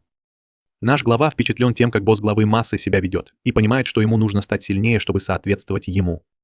Глава массы благодарит нашего за то, что тот пролил свет на ситуацию и оставляет решение о принятии Переза на его усмотрение. Наш глава понимает, что этого парня легко обмануть, но он не собирается его выгонять за одну ошибку. Он знает, что, возможно, ведет себя наивно, но он рад, что они смогли уладить все без драки. Наш глава подходит и заявляет, что они могут быть союзниками, и глава Перны обещает служить ему верой и правдой. Больше не о чем говорит. Арас благодарит главу массы за то, что тот пришел. Глава массы отвечает взаимностью и благодарит Араса за то, что тот раскрыл планы врага и решил все мирным путем. Он рад, что в районе Кеннера появился сильный лидер. Позже Ас рассказывает об этом своему отцу. Среди хороших новостей Ас узнает, что Вассар украл несколько взрывных камней из района Перны. Рейц и Розаль приходят, и наш глава благодарит их за помощь в разрешении ситуации без жертв. Рейц чувствует, что у нашего главы что-то на уме, но наш глава просто говорит, что знает, что ему нужно делать. Единственная проблема в том, что это будет нелегко. Главы, с которыми он только что познакомился, отчаянно пытались защитить своих людей. А наш хочет стать таким же могущественным лордом, как они. Но без своей команды наш чувствует себя совершенно беспомощным в этой ситуации. Рейц успокаивает его, говоря, что он всегда будет рядом. Все, что нужно делать нашему парню, это прислушиваться к своей интуиции и делать то, что он считает правильным. В этот момент кто-то подходит и говорит, что лорд Люморе у могилы Ворона. Люморе извиняется за то, что так долго не приходил, и говорит, что лорд Каран хочет встретиться с нашим парнем. Наш парень в шоке, ведь он всего лишь глава небольшой территории. А Каран – важная шишка. Наш парень чувствует себя недостойным, но Люморе объясняет, что рассказал Карану о недавней драме, и Каран заинтересовался нашим парнем. Наш соглашается на предложение и готовится к этому дню. Но черт возьми, он был застигнут врасплох, когда Люморе сказал, что они сейчас едут на встречу с лордом Караном. Наш парень думает, что это слишком внезапно, но его команда подбадривает его и говорит, что это отличный шанс для него повысить свой уровень в игре. Они придают нашему парню уверенности, и он заявляет, что готов к поездке. Шарлотта была занята выбором наряда для вечеринки, которую запланировал наш парень, когда служанка пришла и сообщила, что все уже уехали на встречу с Караном без нее. По дороге к Карану Розаль спрашивает Рейца, действительно ли было круто оставить Шарлотту. Но Рейц оправдывает это, говоря, что им нужен кто-то, кто будет защищать Ламберг, пока их не будет. И кроме того, Шарлотта простит их, если они привезут ей подарок. Сейчас Рейца больше беспокоит наш парень, который не переставая суетиться с тех пор, как они отправились в путь. Наш говорит, что он хорош, но не ожидал, что встретит Карана так скоро. Этот парень может стать следующим губернатором, поэтому непонятно, зачем ему встречаться с таким мелким лордом, как наш. Чтобы быть в курсе, наш спрашивает Розала, что за вечеринка, на которую его пригласили. Розал объясняет, что Каран позвал кучу важных людей со всего города. Похоже, он пытается поднять боевой дух своих сторонников, лично общаясь с ними. Услышав, что в город приедет куча влиятельных аристократов, наш чувствует себя еще хуже. Но отступать уже поздно, они уже приехали. Наш и его команда выглядывают в окно и поражаются, как красиво выглядит торговый город. Нашему приходит в голову, что ему придется серьезно потрудиться, если он хочет сделать Ламберг таким же прекрасным. Рейц предлагает, что сегодняшний банкет может стать для нашего отличным шансом заявить о себе среди знати. Наш соглашается приложить все усилия для этого. Когда они приходят в замок, все гости уже собрались в зале, и наш замечает, что все смотрят на него. Никто из них не узнает нашего, поэтому они думают, что это странно, что ребенок пришел один. Наш начинает смущаться. Но потом он замечает знакомое лицо в другом конце зала и понимает, что это Люмар, которого принимают как короля другие аристократы. Люмар замечает нашего и говорит, чтобы он присоединился к ним, потому что он тоже лорд. Керон подходит к нам, и Люмар представляет его другим лордам, как нового лорда Ламберта. Через мгновение раздается звук труб, чтобы все знали, что Керан в замке, и все начинают кланяться в ожидании его прихода. Керан подходит и дает знак поднять головы. И когда мы наконец встречаемся с ним лично, первое, что он делает, это проверяет свои характеристики. Неудивительно, что у Керана есть 6 характеристик, которые делают его лидером, поэтому мы понимаем, почему Люмар и его команда следуют за ним. Но если Керон уже такой крутой, то мы не можем не задаваться вопросом, каким же должен быть Васмак, потому что ходят слухи, что он еще круче Керона.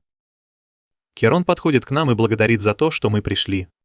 Он собрал нас всех, чтобы рассказать о серьезном кризисе, который разразился в Миссион-Сити после смерти его отца. Васмак пытается развязать войну с Кераном, утверждая, что он имеет право занять место их отца, хотя Керан – законный наследник. К сожалению, Летняя империя 4-го уровня не обращает внимания на эту драму. Поэтому они не вмешиваются. Керан знает, что империя прогнила, поэтому он хочет разрушить ее и построить заново. Он клянется выиграть эту войну и объединить все регионы Миссион-Сити в новую нацию. Он хочет, чтобы Миссион-Сити стал независимой территорией, но он прекрасно понимает, что это будет нелегко. Но с поддержкой всех присутствующих Киран уверен, что они смогут добиться всего, чего захотят. Он считает их самыми яркими и талантливыми, кого только можно пригласить. И есть один человек, которому он хочет выразить особую благодарность за его достижения. Он вызывает нашего героя на сцену, чтобы все могли его увидеть, и наш герой просто застывает от шока. Но Розаль и Рейтс подталкивают его, и он, наконец, выходит на сцену и представляется. Каран говорит с толпой, откровенно рассказывая, что он без зазрения совести поделал документы, чтобы сыграть Перину и привлечь их на свою сторону. Но наш герой разгадал его игру и помог вернуть Перину, не прибегая к кулакам. Другие аристократы не могут понять, как такой молодой парень, как наш, смог провернуть это. Но Каран учит их, что возраст не имеет значения. Главное – это результат. И сейчас наш герой одержал больше побед, чем кто-либо в этом заведении. Поэтому Каран просит всех поаплодировать нашему герою. Наш герой принимает похвалу с достоинством. И вскоре, после того, как он пообщался со всеми лордами, он выдыхается. Он выходит на балкон, чтобы подышать свежим воздухом, и там сталкивается с Караном. Каран давно хотел поговорить с нашим героем наедине и рассказывает ему о том, что слышал о том, что наш герой собрал несколько способных вассалов. Он никогда не слышал, чтобы Лумайер так высоко отзывался о ком-то. Кажется, наш герой не только умен, но и умеет распознавать таланты. Поэтому Каран хочет задать нашему герою один очень важный вопрос. Он только что познакомился со всеми, кто служит у Карана, и хочет знать, что наш герой о них думает. Когда он впервые увидел их, то подумал, что они хороши, но, если честно, все они среднего уровня, и он не знает, как сказать об этом Карану. Но Каран прямо спросил его, и он ответил честно. Он сказал, что не видел никого, кто был бы действительно выдающимся. Каран спросил, считает ли он, что его собственные вассалы лучше, чем у Карана. Ас проявил уважение и сказал, что у него больше талантов, чем у всех людей Карана вместе взятых. Ас думал, что Каран разозлится, но он просто выслушал его мнение. Он знает, что его вассалы хороши и сосредоточены на деле, но они не на самом высоком уровне. Это заставляет Карана понять, как чертовски трудно будет выиграть эту войну с теми людьми, которые у него есть сейчас. У Вассара много умных и талантливых людей. Так что, даже если у Карана больше военной мощи и денег, это ничего не значит, если те, кто ведет войну, просто мусор. Поэтому он так обрадовался, когда услышал о действиях реки СС, потому что это показывает, что у него есть новые таланты. Каран возлагает большие надежды на реке Эсе и даже говорит ему, что если он проявит себя в бою, то получит повышение и станет новым лордом Кеннера. Ас не может поверить своим ушам и спрашивает, что будет с Люмьером, если Каран сделает его новым лордом Кеннера. Но Каран все это время планировал заполучить больше земли, потому что он один из немногих вассалов, на которых Каран может положиться. И теперь, когда Каран в затруднительном положении, у него хватает наглости просить наших вассалов отдать ему своих. Но наши не пойдут на это. Поэтому он сразу же отказывается от этой идеи. Каран знал, что наши не согласятся на такие нелепые просьбы. Но он все равно хочет услышать мнение наших вассалов, поэтому он хочет, чтобы наши отправились с ним на военный совет. Он также ищет талантливых людей, потому что не может полагаться только на своих посредственных вассалов. Это все, что Каран хотел сказать. Поэтому он уходит, пока наши обдумывают, как оправдать ожидания Карана. Тем временем в замке Аркантес Вазар узнает, что его обман раскрыт, и Перенас разрывает с ним все связи. Он немного расстроен, что Перенас не собирается сражаться с Люмьером. Но это не конец света. Его вассалы говорят ему, что они уже добыли тонну взрывных магических камней в Паране. Так что даже если война начнется прямо сейчас, у Карана нет шансов. У Карана нет талантливых вассалов. И что еще хуже, его солдаты-простолюдины, за исключением самого Кирана. Но армия Вазара состоит из опытных и сильных воинов. Они считают, что шансы на поражение Вазара невелики. Но Вазар не согласен с такими малыми шансами. Он вступает в бой только тогда, когда знает, что точно победит, поэтому ему нужно, чтобы его команда была уверена, что у него нет шансов проиграть. Кстати, он спрашивает одного из своих вассалов, не знает ли тот, где сейчас эта женщина по имени Мирол, но никто ничего не знает. И, честно говоря, он считает, что нанимать ее плохая идея. Может, у нее и есть талант, но сейчас она просто запойная пьяница. Поэтому Васмарк соглашается не искать ее и надеется, что никто другой тоже не станет ее искать. Через несколько дней наша команда возвращается в Ламберг, и они рассказывают Шарлотте обо всем, что произошло. В том числе и о том, что Каран хочет, чтобы они пришли на следующее заседание военного совета. Каран также хочет, чтобы наша команда помогла найти еще несколько талантливых людей, но старый способ, которым они пользовались раньше, уже не подходит. Потому что у Карана нет времени делать это в одиночку. Рейтс предлагает, чтобы поиском занялась наша семья. Наша команда считает, что это хорошая идея. Они назначают встречу, и наша семья соглашается взяться за это. Но он говорит, что не хочет нести ответственность, если найдет кого-то некомпетентного, потому что у него нет навыка оценки, как у них. Наша команда говорит, что если наша семья не справится, то никаких последствий не будет. Но если они действительно найдут кого-то стоящего, то наша семья даст ему бонус в размере 20 золотых монет. Наша семья готова сделать все возможное. Они с Рейдсом выходят из бара и возвращаются к команде. Но по дороге какая-то пьяная девушка врезается в нашу команду, и он падает на землю. Она помогает ему подняться и извиняется, а наша команда говорит, что все в порядке, и она уходит. Оказывается, она заходит в бар, где работает наша семья, когда они уже все подготовили. И она сразу же начинает просить работу. Один из знакомых Фам А выходит из-за стойки и узнает в ней Майл, и он явно не рад ее видеть. Фам спрашивает, откуда он знает Майл. Парень объясняет, что они вместе выпивали в барах по всему миру. Майл его почти не помнит, но раз он утверждает, что знает ее, она просит его помочь, потому что у нее нет денег и негде переночевать. Парень отказывает ей, потому что она все еще должна ему кучу денег за их последнюю встречу, но Фам, притворяясь официантом, говорит, что будет рад, если она поработает у них. Парень спрашивает Фама, какого черта он нанимает ее, если она явно пьяница. Но Фам думает, что она может быть интересным персонажем и решает разобраться с этим. Как и ожидалось, Майл плохо справляется с работой. Но Фам не обращает на это внимания, потому что нанял ее не за навыки официантки. Когда они закрываются, Фам садится рядом с Майл и спрашивает, чем она занималась в жизни. Она объясняет, что путешествует с места на место, наслаждаясь хорошей выпивкой по пути. Затем Фам спрашивает, чем она занималась до того, как стала путешественницей, но Майл обрывает его, говоря, что мужчине неприлично интересоваться прошлым женщин. Фам не может понять, как она догадалась, что он переодевается, поэтому прямо спрашивает, почему она думает, что он парень. Майл объясняет, что для нее он просто выглядит как парень, но ей все равно, что он любит переодеваться. На самом деле она считает его очень милым, поэтому готова немного рассказать о себе. Она и ее придурковатый братец раньше работали на одного старика, но до нее дошли слухи, что старика больше нет в живых, и ей стало очень грустно. Фаму интересно, каким был этот старик. Майрал начинает рассказывать, что он иногда был рассеянным, но в целом был очень интересным человеком. Он верил в нее и ее брата, даже когда они были совсем нищими. Его звали Амадор Саламахия, и он был бывшим герцогом Миссии, отцом Корана и Васмара. Фам думает, что она врет, но слушает ее и начинает верить, что она говорит правду, поэтому он сообщает ей, что у него есть для нее работа получше. И тут же отправляет письмо нашему, что нашел очень талантливую девушку. Наш был в шоке от того, как быстро Фам все провернул. Он не терял времени и уже привел девушку, поэтому все пошли встречать ее. Рейд открывает дверь, и Фам говорит, что привел ее. Он представляет Майл нашему. Наш узнает в ней ту, что врезалась в него раньше, но Майл уже забыла о нем. Когда Фам рассказал ей о работе, это ее заинтересовало. Она спрашивает нашего, готов ли он ее нанять. И взглянув на ее характеристики, наш приходит в ужас, потому что она настоящий гений. Фам говорит, что она раньше работала с герцогом, и наш впечатлен. Но Рейд знает о ее репутации и предупреждает нашего, что ее брат Томас работает на лорда Васмара, и она говорит, что не хочет иметь с ним дело. Но Рейдс не верит ей и говорит нашему, чтобы он не брал ее на борт. Но наш все равно решает сделать ее своей вассалкой, потому что знает, что у нее есть навыки. На следующий день Рейдс начинает жаловаться на поведение Мирел, говорит, что она не годится в вассалке, потому что постоянно бездельничает и то уходит с работы, то спит в своей комнате. Он думает, что она безнадежна, и говорит нашему, чтобы он ее уволил. Розаль внезапно вмешивается, говорит, что он не хочет, чтобы Мираль его учила, потому что она велела ему бросить учебу и заставила вместо этого бегать. Он считает, что ее методы отстойные, и она просто сумасшедшая.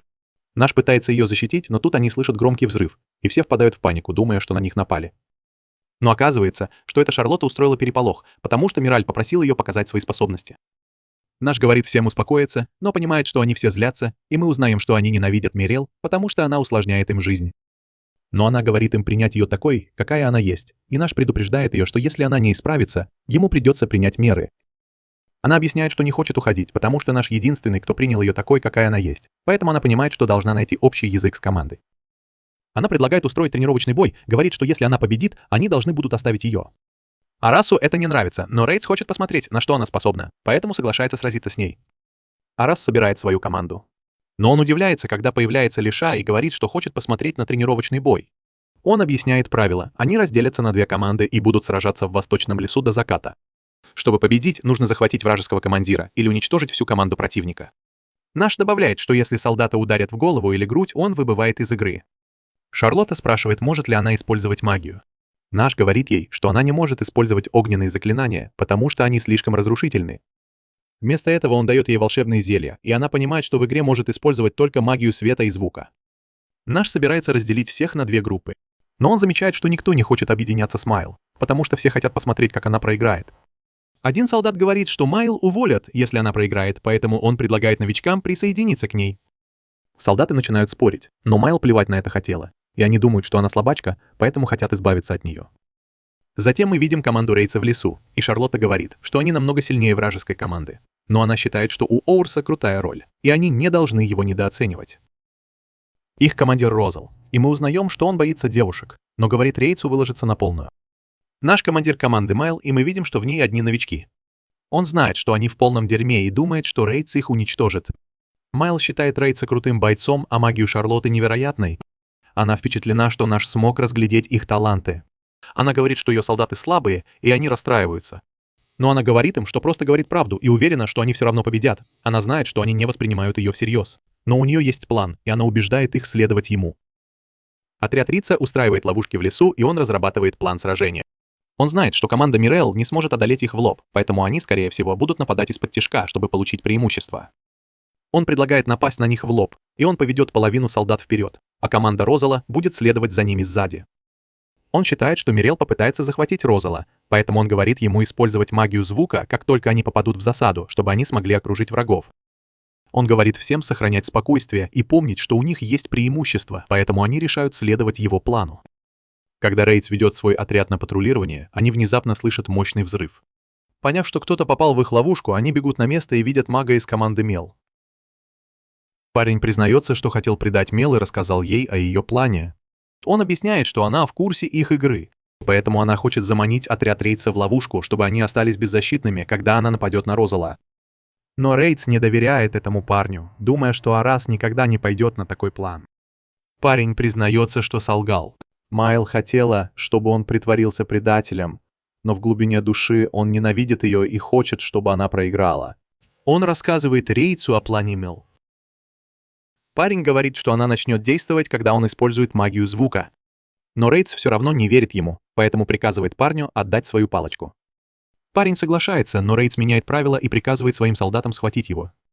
Парень спрашивает Рейдса, зачем он это делает, и тот объясняет, что ему кажется, что парень что-то скрывает. Один из солдат замечает, что парень прячет еще одну палочку. Рейдс спрашивает, не собирался ли он использовать ее для звуковой магии, и парень пытается отрицать это. Но Рейдс подходит к нему вплотную, угрожая, и парень начинает потеть и признается. Рейдс думает, что враг все еще ждет сигнала, поэтому планирует напасть на них сзади. Он ведет своих солдат через лес и замечает группу вражеских солдат неподалеку. Они нападают внезапно, но понимают, что все солдаты — это просто обман. Мира говорит, что все прошло по плану, и хвалит парня за хорошую игру. Рейдс спрашивает, почему она одна с нашими, напоминая, что им нужно только схватить его, чтобы победить. Но она уверена, что сможет сбежать, и начинает убегать, бросая вызов, чтобы они ее поймали, если смогут. Рейдс приказывает атаковать, и они начинают ее преследовать. Мы видим, как Лиша и команда подбадривают ее. Наши думают, что их вот-вот поймают, но Мерил говорит им расслабиться. Не о чем беспокоиться. Рейдс одержим победой, но его солдаты внезапно натыкаются на какие-то чертовы ловушки. Они все попадают в них, даже Рейдс. Но наш парень быстро приходит в себя. Он прорывается через другие ловушки, как зверь, и Мил использует свою звуковую магию. Они все в шоке, не понимая, куда делась Мил. Но Рейдс замечает ее. Он продолжает преследовать их, и Майл замечает, что они еще не получили сигнал. Тем временем Лиша ревнует, потому что Эр крепко обнимает Майла, и она начинает болеть за Рейта, чтобы он победил. Мы видим, что команда Розала тоже здесь, и Шарлотта спрашивает, не стоит ли им объединиться с Рейтом. Но неожиданно их находят солдаты наших, и они активируют свой сигнал. Розал видит, что это только половина наших солдат, и понимает, что они сильнее. Он приказывает атаковать, и наши солдаты понимают, что они не так сильны. Но они помнят, как Мирол говорил, что другие солдаты называли их слабыми, и решают преподать им урок. Появляются еще их солдаты, полностью окружая команду Розала, и начинается бой. Шарлотта убегает вместе с Розалом, используя магию звука, чтобы скрыться от солдат. Но это выдает их местоположение Майре. Рейд не понимает, какого черта Розал оказался рядом. Мы видим, что Шарлотта запуталась в своей собственной магии. Розал продолжает бежать, и мы узнаем, что целью Майла было не только поссорить Рейда с его командой, но и найти способ поймать Розала. Рейд понимает, что им нужно, но Майл ускоряется. Рейд не отстает, думая о том, как наши спасли его и обещали быть рядом. Он полон решимости быть самым преданным стражем для наших, поэтому он не проиграет Майлу. Нашим становится плохо, но Майл видит, что Розал приближается к ним, и Рейд вот-вот их поймает. Но наши бросают в него магию звука. Майл готовится атаковать Розала. Райдс не собирается отступать. Но, черт возьми, Майра наносит первый удар, и Райдс признает, что проиграл. Наш подходит к ним и объявляет Майра победительницей. Все ее солдаты начинают праздновать. Ветераны начинают жаловаться на нечестность, но Райдс говорит, что в битве нет ничего несправедливого, и они должны принять результат. Он все еще не понимает, почему Майла так себя ведет, но признает ее мастерство и надеется научиться у нее в будущем. Наш беспокоится, что Майла испортит всем настроение, но она говорит Райдсу, что он был просто невероятен, и отмечает, что стратегия Розала с разделением была правильной. Она думает, что все становится по-настоящему интересным, и хвалит нашего за то, что у него такие крутые вассалы, и спрашивает, какие у него планы. Он говорит, что хочет, чтобы все были счастливы. Тогда она понимает, что он не хочет войны, и думает, что ему придется стать королем, чтобы это произошло. Наш в шоке от ее слов, но она говорит, что у него есть все, что нужно. Они устраивают пир в честь победы в тренировочном бою, и Майла всех угощает. Солдаты просят ее научить их, но она говорит, что они и так получают лучшее обучение от Райдса, так что ей нечему их учить. Розал думает, что ему нужно поработать над выносливостью, ведь если бы он бежал быстрее, они бы победили. Он всегда считал, что его тактики достаточно, потому что он стратег. Но Майла говорит ему, что если его поймают или он погибнет на поле боя, то больше солдат погибнет, так что он должен остаться в живых. Розаль старается стать сильнее, но тут Шарлотта врезается в него, и Майл говорит ей, чтобы она использовала заклинание, чтобы помочь ему бежать быстрее. Эр рад, что все ладят с Майлом, но он думает о том, что она сказала про то, чтобы стать королем. Рейд подходит к нему и извиняется за то, что проиграл в тренировочном бою. Оурс говорит, что все в порядке, но вспоминает свое обещание Рейвену и стыдится, что не справился. Оурс говорит, что все еще верит в него, и Рейд обещает тренироваться вдвое усерднее. Оурс думает о том, что сказала Майл. Но Рейд говорит, что чувствует то же самое. Оурс думает о своей мечте о мире без войны, где все счастливы. И Рейд обещает быть рядом и помочь ему осуществить это.